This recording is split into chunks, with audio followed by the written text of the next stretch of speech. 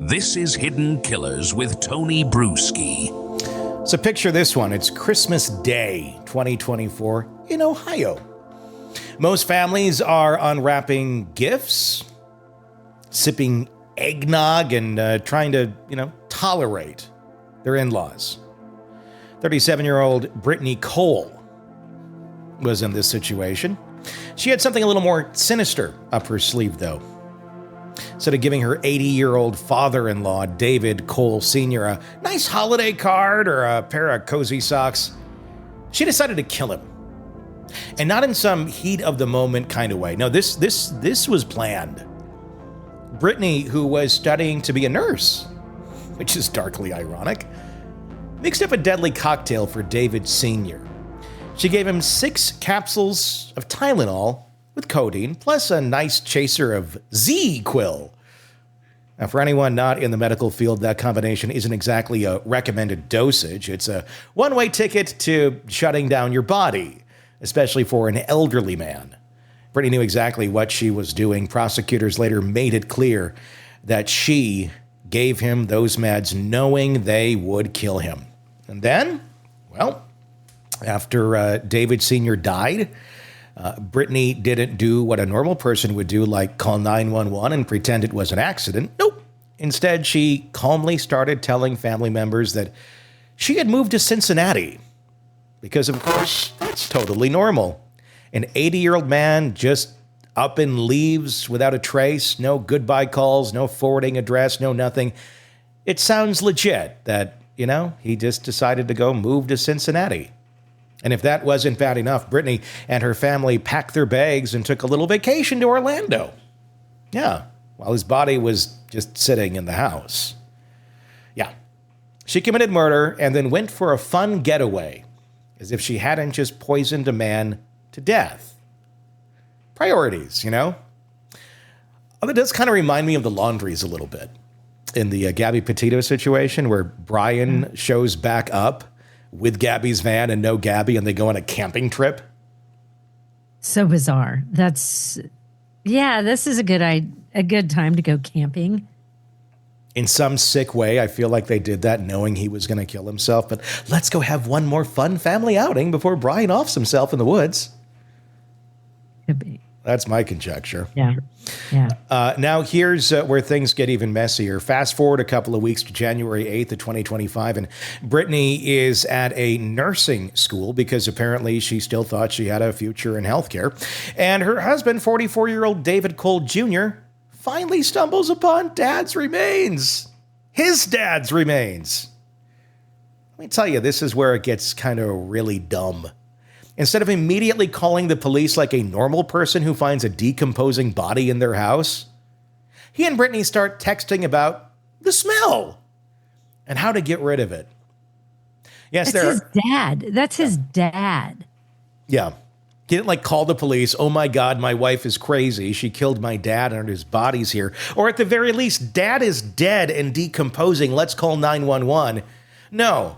Did you get any of those 3 for $10 at Bath and Body this weekend? Those wallflowers? I like this one. I think the sandalwood really covers up the smell of rotting flesh. There are actual text messages between them discussing this. Let's pause for a moment, because if you ever find yourself texting someone about the smell of a body and body disposal instead of calling 911, congratulations, you've officially made some bad choices in life. And as if that wasn't enough to prove that they were in any way over their heads, investigators later found out a lovely little Google search on Brittany's phone from December 25th, the exact day she killed him. The search. You ready for it? When someone dies, how long does it take for the body to start smelling? It's kind of like a confession with Wi-Fi. It's also similar to what we have seen in another case, the Anna Walsh murder case, where Brian Walsh kills his wife allegedly on New Year's Eve and then does the insane 40 Google searches. I think that was one of his searches as well. There's more. On January 8th, the same day that David Jr. discovered his father's body, he ordered a mattress cover online. I don't know about you, but this is his father. if I find a dead body, my first instinct isn't to start online shopping. But apparently that's what made sense to him. Is it for the body, or is it just like, hey, we need a mattress cover? Just in case I wet the bed with some of these nightmares I'm going to have about finding my father dead. At this point, you're probably wondering where exactly was David Sr.'s body during all of this. Well, authorities found him stuffed in a shed, wrapped up in that mattress cover. Oh, so it was used. And a tarp, like he was a piece of old furniture that they didn't know what to do with. Investigators believe Brittany and David Jr. initially left him in a sunroom, but after coming back from Orlando, because of course they had to take their little trip first, they finally decided to move him to the shed, so they wouldn't have to deal with that smell. Let's talk motive. Turns out this wasn't just about getting rid of an in-law. This was all about money. After David Sr. died, Brittany kept collecting his $2,300 a month Social Security payment, and her husband made sure the money got to her. She used it to pay bills, utilities, and other household expenses. Just went about life like she hadn't just killed a man. Kind of extreme, kind of crazy that this is how that worked.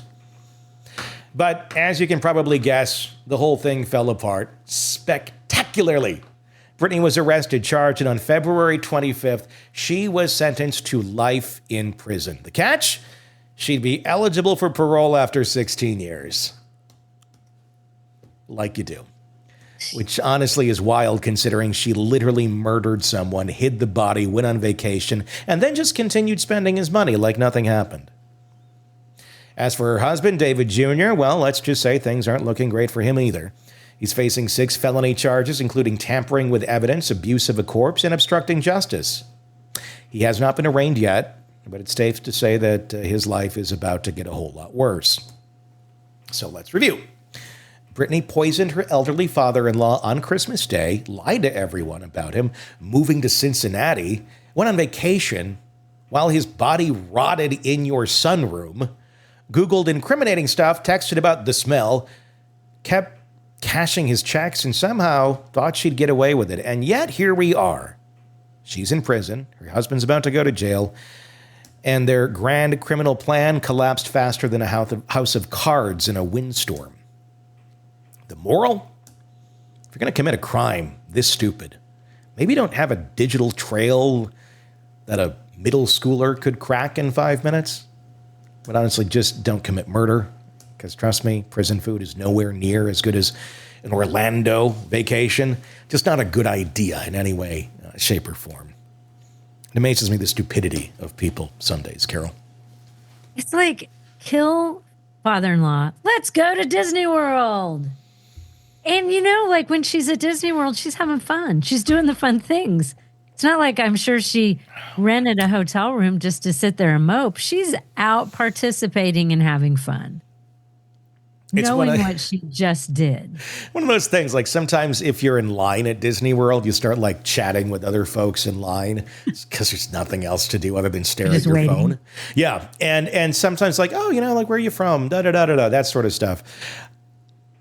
I wonder what their conversations were like if they had any of them. It was like, oh, yeah, we're from over here, father-in-law just moved to Cincinnati, had some health concerns. Or like. Then in her head, she's like, I bet it stinks in my house. Or are you like, oh, we just left. We had to get rid of the smell. Why is that? Well, Dad's rotting in the sunroom, and we just thought it'd be better to go do a character breakfast over here. I OD'd him. I am trying to get his Social Security. And that, all this shit will always come back to get you. You are not going to steal someone's Social Security indefinitely without that person having a trace of being on this earth. Yeah. But people do it. I mean, you hear about this all the time. Because they can go for long periods of time before being caught. There was a story I came across this week of a woman whose dad was in prison, and she wanted to get his veterans benefits or some kind of disability. It equated to maybe $350 a month. Mm-hmm. So she pretends she actually went through with it, even though she's married. She married her dad. so she could get that $350 in benefits. She married her own dad. And then they're like, wait a minute, you're already married. Oh, wait a minute. He's not your second cousin. He's your dad. All to get $350 a month. I'm like, girl, go get another part-time damn job. You know, you could go down the street and work fast food and make an extra $350 a month. But instead, she marry your dad. tries to marry her dad. Craving non-stop true crime updates? Press subscribe now and get the latest cases, analysis, and expert commentary delivered straight to your feed. Only from the Hidden Killers podcast and True Crime Today.